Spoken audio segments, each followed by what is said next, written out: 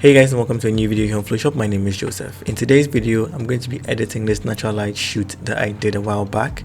I used harsh light and I haven't done any harsh light editing on my channel before, and I know some of you guys love to shoot with harsh light, so I'm doing this editing video for you guys. And also, knowing what's going on in the world, I want to be doing a lot more editing videos and putting it out there so that if you have any editing you want to do, you can follow along with some of these videos, learn a thing or two, apply them, improve yourself basically with your editing workflow, so that when this passes and we start shooting, we have a lot of knowledge, editing knowledge that we can apply.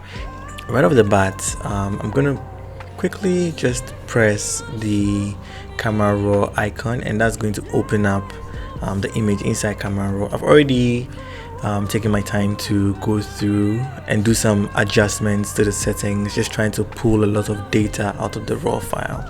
So if I just click on default quickly, you see this is how I started with the image, and this is where I am. Basically, all the sliders I have pushed and pulled is just pulling out a lot of information from the raw data so I can use a lot of the dynamic range from the image. I shot this with my Canon EOS R and the Sigma 85mm 1.4.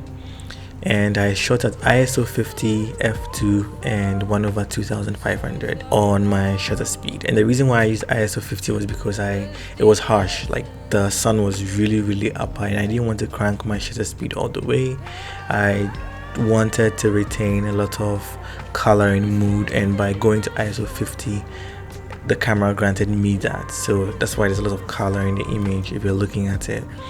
And I know the Sony's and I think Fuji can go so below 100 you can go to 80, 60, 50, and I think maybe the Fuji goes to 40. I'm not too sure about that, but if you have a Fuji, let me know in the comments down below if it goes all the way. Anyway, all right, now that we have this image open inside Photoshop, the first thing that I need to do is do my healing. So I'm going to create a new blank layer and I'm going to start cleaning up all the things that are messing with the image at this point. So zooming into an area like this, I'm just going to hit J for my healing brush tool and I'm going to sample close to it and then just paint across. You can see it's gotten rid of that line, and I'm doing the same thing. So all I'm using is a healing brush tool and I'm just getting rid of all of these things. I haven't started with her skin yet. I'm going to go on to her skin, and I'm not going to do heavy editing because I want this image to look really natural. And I also want you guys to see that you don't really need so much post-processing in some of your images. So I have done that. I know I'm going to continue inside frequency separation. I'm going to use frequency separation primarily for the outfit, not necessarily for her skin, but maybe I'll just use the brush tool and go over just a tiny bit over her skin. But that is not my concern for today's video, so I may not really do a lot of frequency separation on the skin. Alright, so I'm going to go create a new layer, and that's because I don't know if what I'm going to do to this is going to work. So I'm just I hit the clone stamp tool, right, S for clone stamp tool, and I just sampled and I'm painting. So I'm going to reduce the flow a little bit so it builds up and it's not too strong, like the strokes are not too strong, right? So I'm just painting gradually and getting rid of this. I'm also sampling from different areas. One thing to pay attention to is where you're sampling from. If you don't want to have any repeating lines where it's going to make it so obvious that you've cloned something or you've healed something, always try and source from different areas, and that's one way to hide any cloning or healing work that you've done. Okay, you can see because of the folds also, it's making it easy for me to get away with some of these things, right? So I'm just trying really hard not to mess up, and I'm also trying to do this really quickly because I want you guys to grasp the technique and I don't want this video to be really long. I'm hoping I can do this in 15 minutes. If I don't, it means I'm going to be forwarding some parts of the video.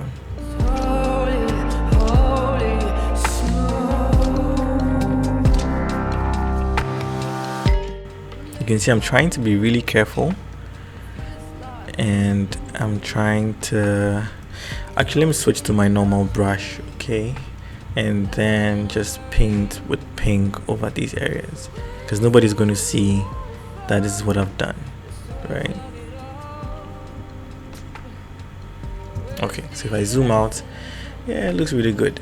So now I can press Command E to merge it, and I have all of the healing and cloning on one layer. So here's a quick before and after.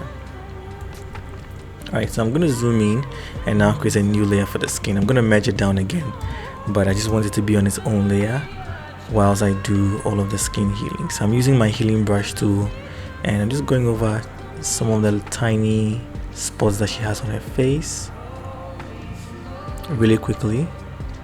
Again, I don't really mind if it's not perfect, because the aim of this image, this is a portrait, like it's an everyday type of portrait. I'm just trying to make it look a little bit cleaner. I'm not trying to over process again.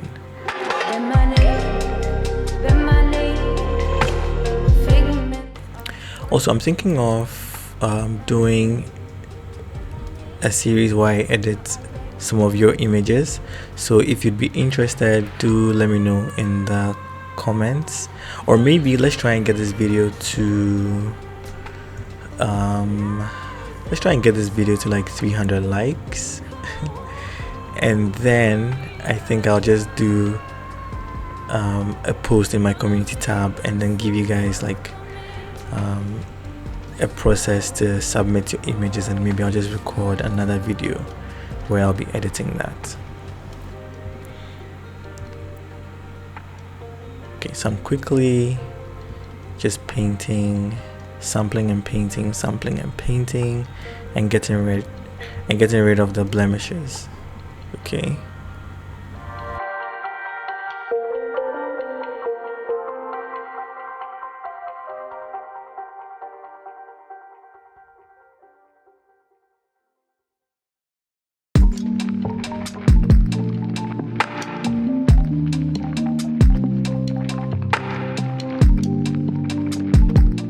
So I'm going to create a new blank layer, hit B for my brush tool, and I'm just going to paint with a normal white brush with a very low flow, because I just want to get rid of these colors in the eye. Okay, I know I'm overdoing it, I don't mind just yet. So I'm going to go down on the opacity all the way to about 29% before and after, so it's just there, it's just a hint of it. Okay, I'm not paying too much attention to it just yet. Now I'm gonna click all these three and then merge. So here's a quick before and after. So you can see that all my healing, and I know this is healing, that's why I'm merging them. I'm not doing anything else apart from healing on these layers. So I can rename it to healing, if I can spell healing correctly. Yeah, so healing before and after. Okay, now the next thing we're going to do is frequency separation, just so I can smoothing out the output a little bit. So I'm going to go to my actions and press play, and I'm going to look for a radius that works well. Somewhere here looks good. Zoom out a little bit. Yeah, I think it looks good. So 6.4, press OK, and the action finishes out. I'm gonna make a duplicate because I don't want to work directly on the low layer. So on the low copy, I'm gonna hit B for my brush tool and come down to the mixer brush, and I'm just gonna start painting to even out the variations in the outfit, just so it looks a little bit smoother. I also don't want to make it too smooth where it's going to lose dimension. Okay, so I'm just trying to even it out, but I'm also trying to still keep some of the unevenness, so it still has some elements of its natural state in there. Okay, this pretty much does it for me.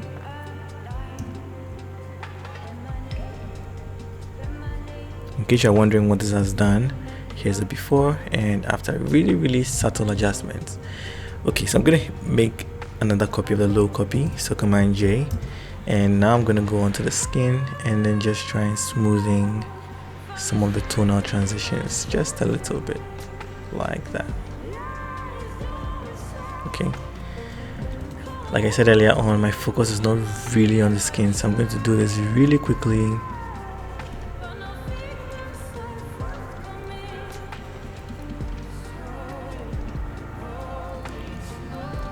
she already has really good skin and the makeup was good, so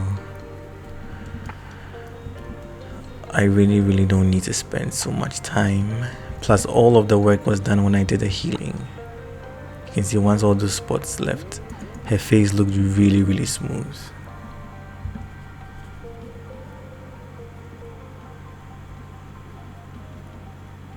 Okay, so I'm gonna come down to her neck, just like that. Her chest area, just a little bit, and then maybe smoothing out her fingers as well. Alright, so zooming out, I think I've really done a quick yet decent job, but I'm going to bring the opacity down on the frequency separation to about 60%, and I'm going to run my dodge and bend action, create the curves to add contrast real quick, just like that. Okay, I'm going to start with dodging. So zooming in a little bit, gonna hit B and change it from the mixer brush to the regular brush, and I'm gonna start painting with white with a very low flow of 2%. I'm just going to try to even out some of these very dramatic tonal transitions and make them look really smooth. Not really smooth, but smoother than they look. Okay.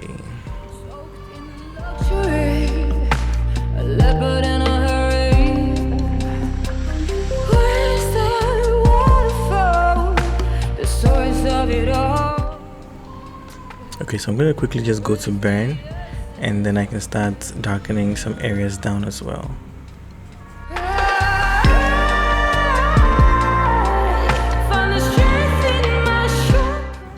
Okay, this looks good. So I'm gonna hide the help layers before, after, zoom out a little bit, before, after. This looks good, but I want to just burn the neck area real quick. So I'm burning this line down just a tiny bit. It's looking too strong for my liking.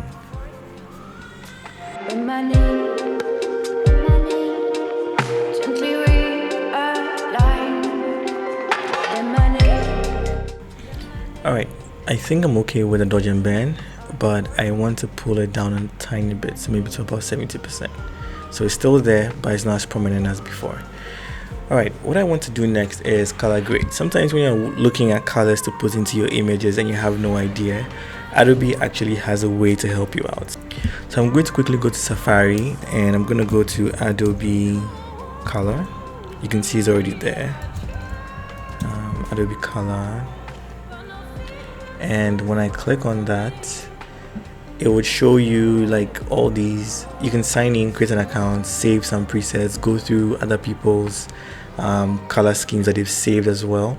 So we have analogous colors, monochromatic, triads, all these variations are here. But what I want to do is, normally when I'm grading, I like to work with triads, sometimes triads, or I also look at what analogous and monochromatic would give me. Sometimes I do split complementary or complementary itself, just to give me a wide range that I can play with. Okay, so when I go back and I look at my image and I click on the background layer, press I for my eyedropper tool, click on the foreground color, and then just select this. This is the code I need, the hex code. So Command C to copy that. When I quickly go back to triad, I can replace the dominant color. So for me, this is one of the dominant colors, right? Command V, press enter. It's going to show me that if I want any colors in the triad scheme to apply to my images, right? It means I can add cyans or blues, yellows, or maybe like a dirty yellow or gold or something of the sort.